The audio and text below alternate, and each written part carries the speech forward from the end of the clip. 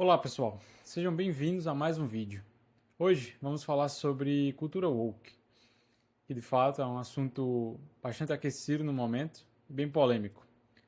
Antes de mais nada, por favor, siga aqui o canal para que você possa acompanhar as atualizações. Ok, vamos falar sobre o surgimento da cultura woke. Existem divergências de quando surgiu a cultura woke.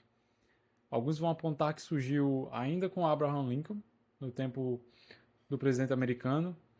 Outros vão falar que surgiu, como a BBC fala que surgiu em meados dos anos 60 com a população afro-americana.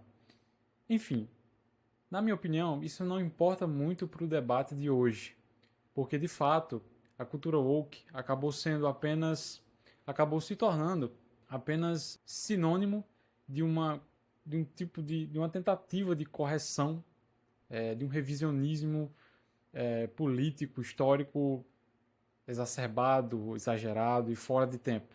E é interessante que entremos nos exemplos atuais, recentes, para que consigamos perceber o quanto algo que alguns defendem, alguns colocam como necessário para uma correção histórica, como dizem, acabou se tornando, na verdade, algo superficial, algo que na verdade é bastante prejudicial para a cultura e para a autenticidade de obras que são, com certeza, exemplos de qualidade e exemplos de cultura de fato.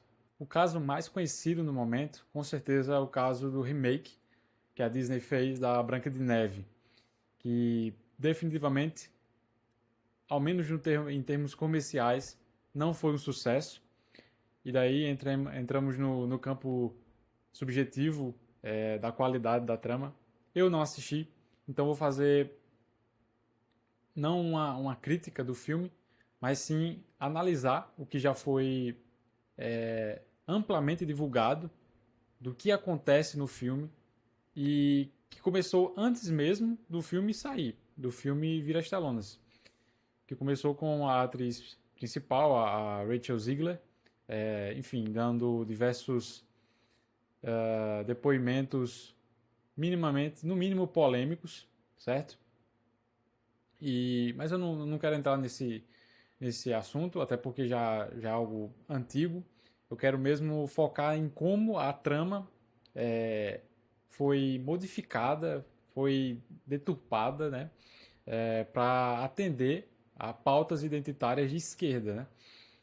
Daí alguns exemplos de deturpações que acontecem no live action desse ano são a mudança da origem do nome da Branca de Neve, que originalmente no conto clássico esse nome foi dado a ela porque ela era branca como a neve, e daí mudaram que o significado da origem, que seria porque ela nasceu num dia de grande nevasca. Bem bacana. Já os anões também foram afetados, né? Que não, na verdade não existem mais anões na trama. São criaturas mágicas, né? Segundo eles, isso foi feito para que a comunidade de anões mundial, os anões não se sentissem ofendidos pela trama. Mas o que eu tenho certeza é que são 7 anões. Se fossem anões de fato na trama, 7 anões ganhariam emprego, seriam contratados, e eu creio que na verdade isso foi prejudicar. Prejudicar porque existem eu conheço poucos anões, atores, não existem muitos, e essa era justamente uma oportunidade de inclusão, de incluir anões, atores em filmes e, enfim, eles se tornarem conhecidos do grande público. Então eu não vejo muita lógica nessa mudança. E todo o papel da Branca de Neve foi modificado. A Branca de Neve que tinha um foco em ser uma pessoa que servia de inspiração, digamos assim, para os anões, que ela ensinava pelo exemplo de como ela se portava, de como ela ajudava sem querer algo em troca. Mudaram isso completamente e agora a Branca de Neve se tornou uma líder que, enfim, faz o plano de contingência contra a Rainha Má. Então, é completamente bizonho isso. Sem falar no príncipe, que não é mais príncipe, mas é na verdade um ladrão, um líder de uma trupe de ladrões. E resultado disso é a tragédia econômica, comercial, que foi esse filme até o momento, e que não vai mudar, que custou, né? O filme custou cerca de 240 milhões de dólares, e até o momento, mundialmente, arrecadou apenas 140 milhões de dólares.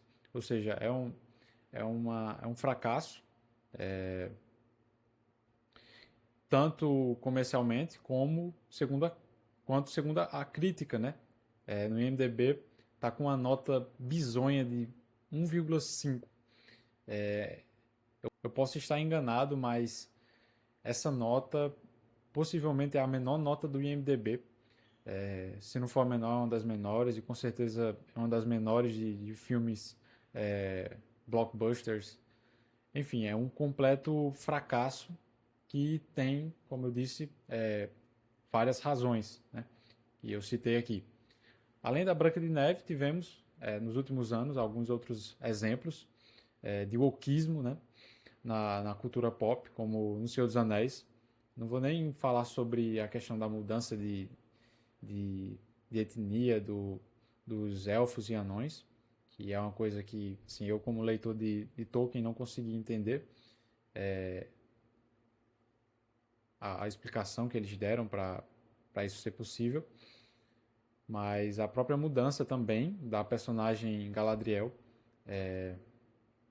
de como ela foi representada na série de maneira bem diferente do que acontece nos livros. Em Star Wars, da mesma forma, a Rey é um personagem completamente sem desenvolvimento, é terrível. É só perguntar a qualquer fã de Star Wars o que eles acham da Rey. A Marvel, que é que nos últimos anos, né, principalmente após o boom que foi o Ultimato, acabou entrando numa seara de filmes que foram bem mal nas telonas, e grande parte dessa culpa com certeza se dá ao wokeismo, aquela necessidade de inserir pautas identitárias sem nenhum desenvolvimento. Além de serem pautas identitárias de maneira clara, eles não se dão ao trabalho de desenvolver. E daí nós entramos na questão do checklist identitário, né?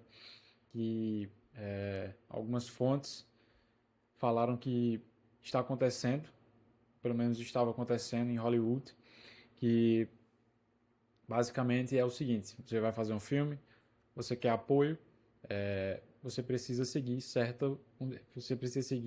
essas pautas, esse checklist. Você vai fazer um filme, você precisa que nesse filme todas as etnias, tudo seja o mais diverso possível, né? Então nós vemos que a obra, a arte por trás, que deveria ser o objetivo central da coisa, acabou ficando para segundo plano, sendo substituído por essas pautas identitárias de esquerda, que são completamente fora de tom, idiotas, na minha opinião.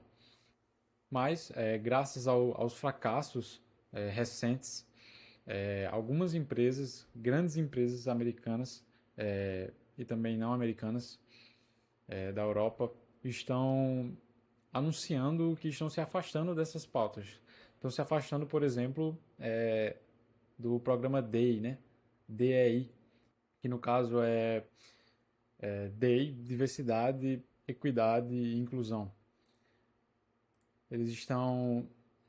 Muitas empresas estão anunciando que estão se afastando dessas pautas, e que vão focar, né, vão passar a focar mais na obra em si.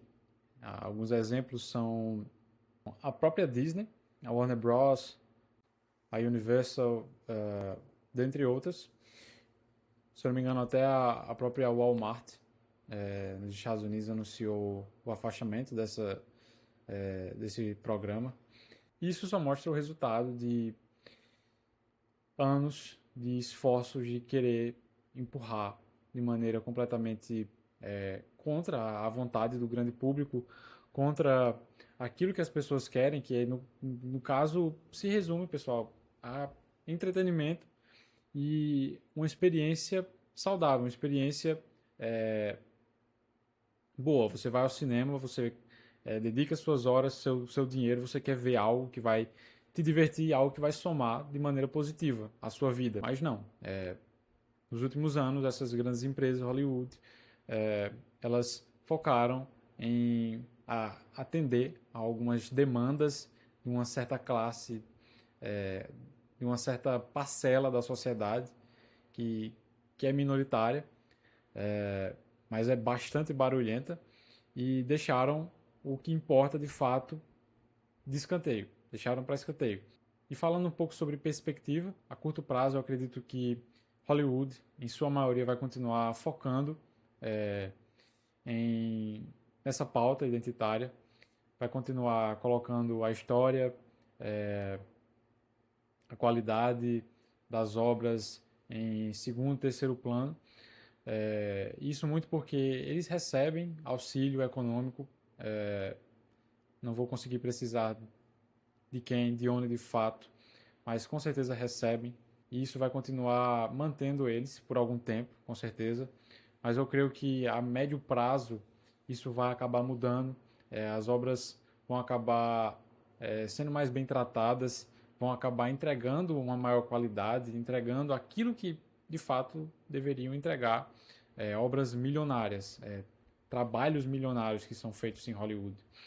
E a longo prazo, obviamente, é muito difícil saber o que vai acontecer, mas eu acredito que não vai deixar de existir, infelizmente.